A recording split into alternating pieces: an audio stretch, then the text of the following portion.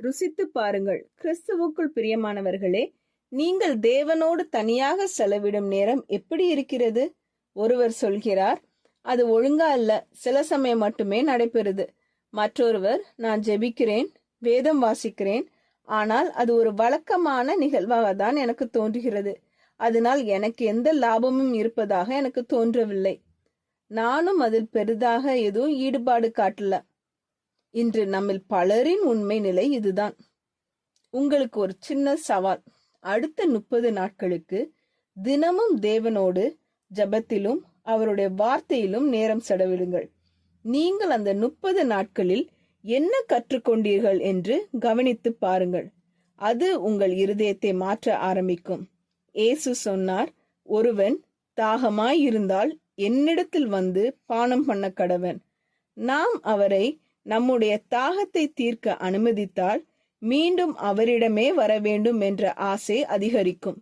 அதோடு மட்டுமல்ல, உங்கள் வாழ்க்கையிலிருந்து ஜீவ தண்ணீருள்ள நதிகள் பாய்ந்து ஓட ஆரம்பிக்கும்.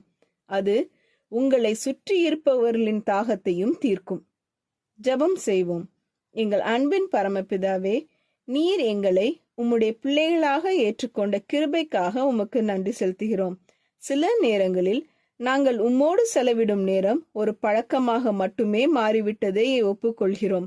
எங்கள் இருதயங்களில் உம்மை பற்றிய உண்மையான தாகத்தை உண்டாக்கும். உம்மை ஆழமாக தேடவும் உம்முடைய வார்த்தையில் மகிழ்ச்சியுடன் நிலைத்திருக்கவும் எங்களுக்கு உதவி செய்யும். நாங்கள் உம்மிடத்தில் வந்து ருசித்து அனுபவிக்கும் போது எங்கள் ஆவிக்குரிய தாகத்தை நீர் தீர்த்தருளும். எங்கள் வாழ்க்கையிலிருந்து ஜீவ தண்ணீரின் ஓடைகள் பாய்ந்து மற்றவர்களுக்கும் ஆசீர்வாதமாக இருக்கும்படி எங்களை பயன்படுத்தும். இயேசுவின் நாமத்தில் ஜெபிக்கிறோம் பரமபிதாவே, ஆமேன்.